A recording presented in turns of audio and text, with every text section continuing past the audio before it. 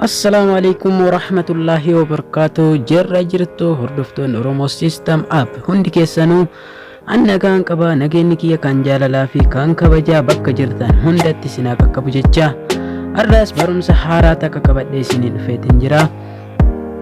Barumsi kunillee bilbila yommuu bitattan keessattuu warri namarraa bittan koodii bilbilli orjinaala fi feekii ta'uu isaa ittiin ilaallattan isinii fideetiin dhufaa odoo appii tokkottuu hin fayyadamin bilbiluma keessaniin akka itti ilaaltan koodiidhaan itti ilaaltan isiniif qabadhee dhufeetiin jira.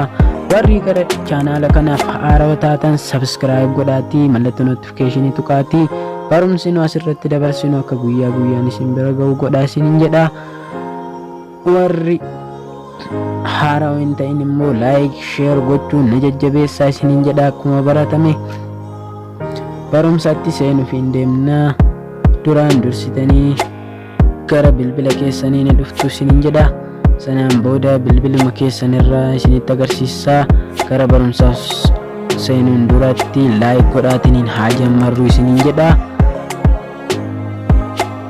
Ittiin bilbilattan keessan dhuftaniitiniin bilbila keessanirraa ni seentu. Sanaan booda koodii amma isinitti agarsiisu kana irratti galchitu jechuudha. Akkuma namni isinitti agarsiisaa jiru kana koodii ani itti galchu kana ni agartudha yaada. Koodii isinitti agarsiisaa jiru kana ni barreessitu jechuudha bilbila san irratti. Akkatti yommuu isin barreessitan maal isiniif fida? Maqaa bilbila keessanii waa hunda waliin isiniif fida jechuudha. Maal godhuu qabdanii yoo kana isiniif hin finne taate bilbilli sun feekiidha jechuudha. Samsingii mata'ee feekiidha jechuudha. Wanni kan isiniif godhu samsingii qofa jechuudha. Bilbilli biraa kan isiniif hin baasu jechuudha samsingii yoo hin ta'in boodatti akkatti waan hunda irraa inni ilaallattuuni jechuudha. Kan itti aanullee isinitti haa agarsiisu mee ammas dhuftaniitiniin koodii kana itti ni barreessitu. Kana eega jettaniin booda akkatti isiniif fidaa jechuudha. Asitti waa hunda irratti ni argattanii jechuudha. Ispiikarii sagalee isaa kaameeraan isaa akkama dandeettii hagamii waraabuu akka qabu hunda isaatu asirratti ni argattu jechuudha. Waa hunda isaatu asirratti ni argattu. Kalaara bilbila keessanii hangam akka bareedu hunda isaatu isiniif mul'isaa jechuudha. Kalaara hunda isaatu hixanii irra deemtanii tuttuquu qofa. Dhuftanii kalaaruma feetan irra tuyxanii kalaara bilbilli keessan qabu hunda isaatu isiniif fidaa jechuudha. Kalaara bilbilli keessan qabu hunda isiniif fidaa jechuudha. Asis dhuftaniitiin fotoon isaa yoo kaasanii jedhan hagam bareeda ka'e akkatti tuyxanii isaa argachuu dandeessanii isiniin jedha. Hordoftoota kiyya waa hunda isaa argachuu ni dandeessanii. Amma as dhuftanii bakka kana dhuftaniitiin akkan dibu kanatti hunda isaa keessanii dibdanii jechuudha. Odoo homaa hambisiin ka isinitti agarsiisatiniin inni isin agarsiisaa jiru kana hunda isaatu keessan ni dibdanii jechuudha. Sanaan booda yoo isin akkatti dibdan akkatti isin baasaa jechuudha. Sagalee bilbila sagalee hagam akka qabu isinitti agarsiisaa jechuudha. Kanaan booda waa hunda isaatu akkatti irraa laallattanii gara koodii itti aanutti isin dabarsu. Koodii itti aanullee dhuftaniitumaan ni barreessitu waanan barreessu kana. Yeroo akkatti barreessitaniin booda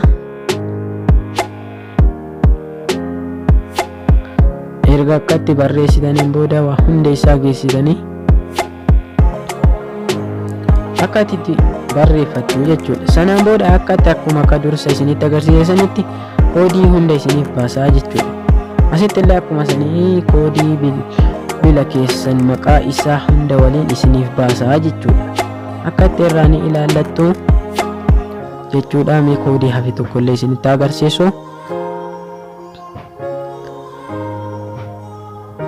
Dhuftanii akkatti erga barreessitaniin booda kanaan booda akkatti yoo isiniif baasu asitti waa hunda laallachuu qabdan jechuudha. Lakkoofsa asirratti agartan kana lakkoofsa amma isinitti agarsiisaa jiru kana hunda isaatu asirra gadi orjinaala jechuudha bilbilli. Yoo bilbilli orjinaal hin ta'in isiniif hin baasu jechuudha, isiniif hin hojjetu jechuudha. Lakkoofsa namni isinitti agarsiisaa jiru kun immoo osoo qabattanii filatamaadha jechuudha. Gizee bilbilli keessan isin jalaa osoo paaswordii isaa faa dagattaniitiin isin jalaa kan cufatu taate waan kana faa isin gaafataa jechuudha. Kana odoo qabattanii baay'ee filatamaadha jechuudha. Dhuftanii ammallee maal gootanii lakkoofsa sirratti argitan kana dhuftanii biroozaruma barbaadan gubbaa baataniitiin irratti barreessitanii sarchi gootanii jechuudha. Yoo isa irratti baatanii sarchi gootaniitiin isiniif homaa hin baafne taate bilbilli kun feekiidha jechuudha. Orjinaala miti jechuudha. Barumsa keenyas xumurreetiin jirra. Hamma barumsa dhufuu walitti deebinutti turtii gaarii isiniin jedha. Laayik gochuu hin dagatinaa isiniin jedha. Hanga barumsa dhufuu walitti deebinutti turtii gaarii isiniin jedha. Waan isiniif hin galle yoo jiraate koomentii jalatti naaf barreessaa isiniin jedha.